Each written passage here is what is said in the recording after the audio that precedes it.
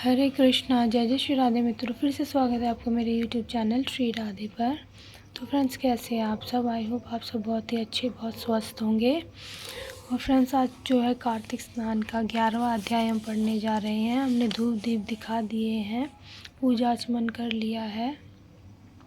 तो चलिए भगवान विष्णु और माँ लक्ष्मी का नाम लेके हम कथा का शुभारंभ करते हैं।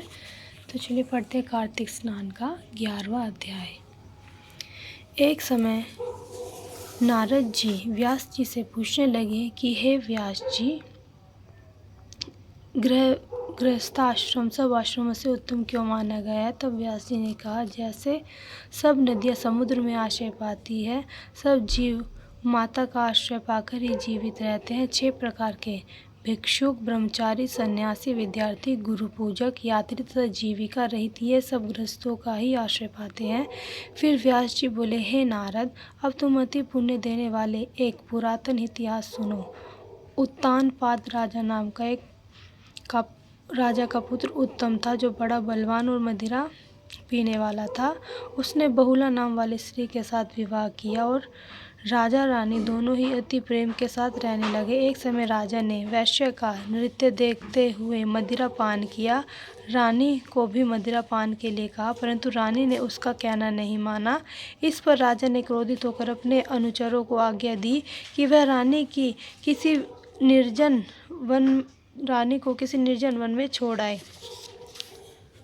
तत्पश्चात रानी के वियोग में दुखी तो हुआ, मगर उसने दूसरा विवाह नहीं किया और प्रजा का पुत्र के समान पालन करने लगा। एक दिन एक ब्राह्मण राजा के पास आकर कहने लगा कि हे राजन, कोई मेरी स्त्री का अपहरण करके ले गया। उसके वियोग में मैं अति दुखी हूँ, इसलिए तुम उसे ढूंढ कर लाओ।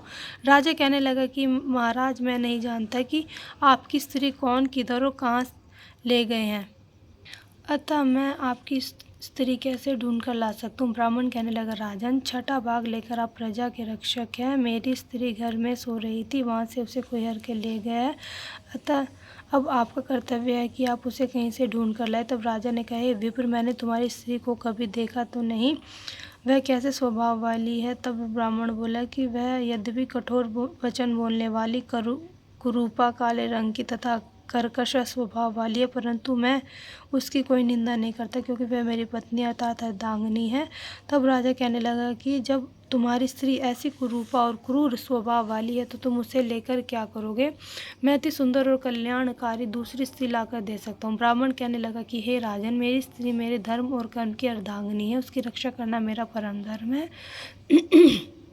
जो अपनी स्त्री की रक्षा नहीं करता, उसके वर्ण शंकर संतान उत्पन्न होती है और उसके पितर नरकवासी होते। जो मनुष्य वैश्यगामी होता है, उसका कल्याण नहीं होता। जो मनुष्य ऋतुकाल के पश्चात अपनी स्त्री से भोग नहीं करता, उसके पितर 1 मास तक उसके रुधिर में तैरते हैं। ब्राह्मण के ऐसे वचन सुनकर राजा अपने शस्त्र लेकर रथ पर सवार हुआ और चारों ओर घूम फिर अब उस स्त्री को खोजने लगा। कुछ देर जाकर उसने एक आश्रम देखा, जहाँ एक महान तेजस्वी ऋषि कुशा के आसन पर विराजमान थे। राजा को देखकर भी उस ऋषि ने राजा का कोई आदर सत्कार नहीं किया। वह बोला, मैं जानता हूँ कि तुम राजा उत्तानपाद के पुत्र हो, मगर तुम यहाँ किस कारण आए हो? राजा कहने लगा कि हे मुने, ब्राह्मण के घर से कोई उसकी स्त्री को हर के ले गया है।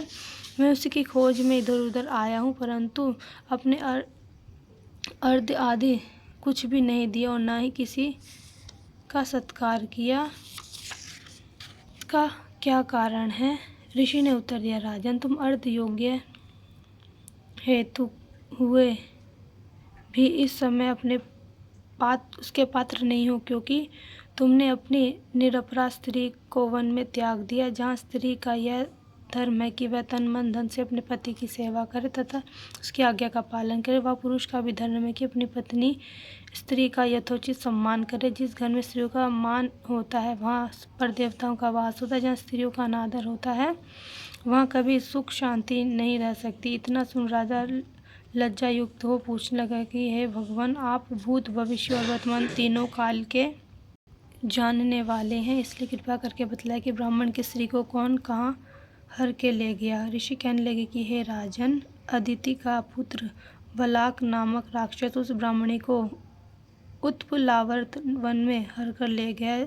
सो जाओ और उसको ढूंढकर ब्राह्मण का संयोग कराओ। राजा ने मुनि को प्रणाम किया और अपने रथ पर सवार होते हुए मुनि के बताए मार्ग पर जाकर उत्पलावर्त वन में जा पहुंचा। वहां जाकर देखा कि एक स्त्री विल्प फल खा रही है। जैसा ब्राह्मण ने बताया था वैसा ही उसका रंग रूप देखकर राजा ने उसे पहचान लिया और कहा कि हे कल्याणी, तुम कौन हो और इस वन में कैसे आई हो? ब्राह्मणी बोली, मैं अति रात्र ब्राह्मण की पुत्री विलासपुत्र की स्त्री हूँ। मैं अपने घर में अकेली सो रही थी। वलाक नामक राक्षस मुझको हरकर वहाँ से ले आया। यहाँ लाने के बाद मैं न तो उसने कुछ बात का कष्ट दिया और न ही मेरा सतीत्व नष्ट करने की चेष्टा की। इतना होने पर भी मैं यहाँ अत्यंत दुखी हूँ। राजा ने कहा कि ये ब्राह्मणी, राक्षस कहाँ गया? तुम मुझको तुम्हारे पति ने ढूंढने के लिए भेजा। ब्राह्मणी ने कहा कि इस वन में अमुक स्थान में गया है। तब राजा ने ब्राह्मणी के बताए हुए स्थान पर जाकर राक्षस को देखा। राजा को देखकर वह राक्षस उसके पैरों पर गिर पड़ा और कहने लगा कि हे राजन, मुझे क्या आज्ञा है? राजा ने कहा कि हे निशाचर, तुम इस ब्राह्मणी को क्यों लाया हो? राक्षस कहने लगे कि राजन, जो हुआ सो हुआ। आप मुझे जो भी आज्ञा देंगे मैं प्रसन्नतापूर्वक उसका पालन करूंगा। तब राजा ने कहा कि हे निशाचर, यदि तू इस स्त्री के साथ विवाह करना चाहता है तो देख, यह अत्यंत कुरूपा। यदि खाने का इरादा है तो वैसा कह। राक्षस कहने लगे कि हे राजन, मेरे घर में अनेक अप्सराएं हैं, उनको छोड़कर मैं कभी किसी के साथ भोग नहीं करता। मैं मांस भी नहीं खाता। मैं तो केवल पूर्व जन्म के पापों का प्रायश्चित कर रहा हूँ। तो ब्राह्मणी का पति राक्षसों को मारने का मंत्र जानता था। अतएव जब हम यज्ञ का अन्न ग्रहण करने के लिए जाते हैं तो वह हमको वहाँ से भगा देता है, क्योंकि सब यज्ञों का वही आचार्य बनता है। इसी कारण उस ब्राह्मण को दुखी करने के लिए मैं उसकी स्त्री को हर लाया, क्योंकि बिना स्त्री के पुरुष कर्म का अधिकारी नहीं होता। यह सुनकर राजा ने विचार किया कि यह राक्षस भी हमारा ही निंदा करता है। मुनि ने भी हमको अर्ध योग्य नहीं समझा। राजा अपने मन में ऐसा विचार ही कर रहा था कि राक्षस कहने लगे कि हे राजन, मैं आपकी प्रत्येक आज्ञा का पालन करूँगा। इतना कह हाथ जोड़कर खड़ा हो गया। राजा ने कहा कि हे निशाचर, तुम इस ब्राह्मणी को इसके घर छोड़ाओ और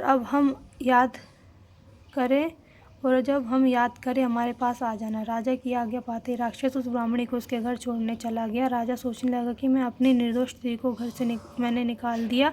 अब ऐसा कौन सा पुण्य कर्म करूं जिससे यह पाप दूर हो जाए। तब राजा पुनः मुनि के पास गया। उसने अपना कर्तव्य पूछा। मुनि ने कहा, राजन, पुरुष के लिए स्त्री धर्म, अर्थ, काम और मोक्ष सभी कुछ देने वाली है। स्त्री के बिना पुरुष को इस लोक तथा परलोक कहीं पर भी सुख नहीं मिल सकता। स्त्री चाहे किसी के खोटे स्वभाव वाली, मूर्ख, कुरूपा, रोगी, दरिद्री क्यों न हो, पुरुष को उसका सम्मान करना चाहिए। राजा कहने लगा कि हे मुनि, मैंने अपनी निर्दोष एवं पतिव्रता स्त्री को बिना अपराध त्याग दिया। अब मैं क्या करूँ? तो मुनि ने कहा कि हे राजन, तुम्हारी स्त्री को शतापात नाम के नाग ने वन में घूमते हुए देखा तो उसको पाताल लोक में ले गए। उस नाग की नंदा नाम वाली एक कन्या है, उसने अपने घर में उसको छिपा रखा था। यह सुन राजा वहाँ से अपने घर आए और ब्राह्मण को स्त्री सहित अपने घर में देखकर बहुत प्रसन्न हुआ। तत्पश्चात राजा ने वलाक नामक राक्षस को याद किया तो वह तुरंत ही राजा के पास आकर उपस्थित हो गया। वलाक को देख राजा ने उसे पाताल लोक से अपनी स्त्री को लाने का आदेश दिया। उसके बाद वह राक्षस पाताल लोक गया और वहां से राजा की स्त्री लाकर उसको सौंप दी। तत्पश्चात राजा रानी बड़े प्रेम से रहने लगे। नारद जी ने कहा कि हे राजा पृथु, हमने तुमको गृहस्थाश्रम महात्म्य अति विस्तार सहित सुनाया। अब और क्या कहूँ? सुनने की इच्छा हो सो कहो। इस प्रकार कार्तिक महात्म्य का 11वां अध्याय समाप्त हुआ। तो फ्रेंड्स देखिए, ये था कार्तिक स्नान का 11वां अध्याय जो हमने सुना। बहुत ही अच्छा अध्याय था। तो फ्रेंड्स, अगर आपको वीडियो पसंद आए तो वीडियो को लाइक ज़रूर करना, चैनल को सब्सक्राइब करना और आशा करती हूँ कि माँ लक्ष्मी तथा विष्णु भगवान, राधा रानी और ठाकुर जी आप पर अपनी कृपा सदा बरसाए रखे। तो चलिए मिलते हैं नेक्स्ट वीडियो में। तब तक के लिए हरे कृष्णा, जय जय श्री राधे।